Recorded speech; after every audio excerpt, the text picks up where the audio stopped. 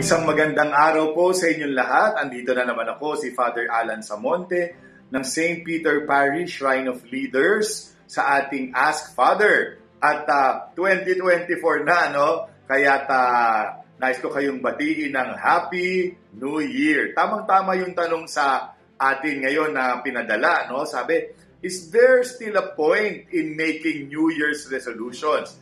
Alam niyo po, para sa akin ay yes, no, meron pa ring halaga that we make New Year's resolutions kahit na minsan New Year's resolution ka ngayon, parang halimbawa ang daming nag-New Year's resolution na magpapapayat, no? Awa ng Diyos, mataba pa rin hanggang ngayon. Pero di ba, maganda pa rin meron kang mga resolution sa buhay mo taon-taon. Ibig sabihin, there's this desire to become a better person every day. I always say this in my homilies, no, na part of living a full life is to always make a better version of yourself.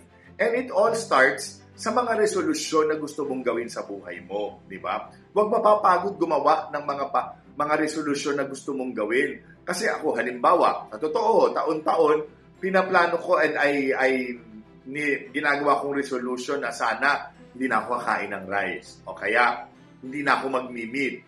So may mga taon na wala, hindi ko natutupad. Pero awa ng Diyos, alam niyo ba, itong taon na ito, yung resolution ko na yon ay natutupad ko pa. There's still a point in making New Year's resolutions, no? At wag nating bibitaw. Kasi pagka wala ka nang inisip na parang gagawin sa buhay mo, magiging stagnant ka na, di ba? Magandang kahit man lang na sa pagpaplano o sa pagnanais, merong ganong nais ng pagbabago sa buhay mo to become a better person. Ang hindi na lang nai-improve, ang wala na lang pagbabago sa buhay, ay yung mga nasa kolumbaryo, no? Yung mga patay na. So, sana ho, no, tayo ngayong 2024, we strive, we make our resolutions, and strive to fulfill them.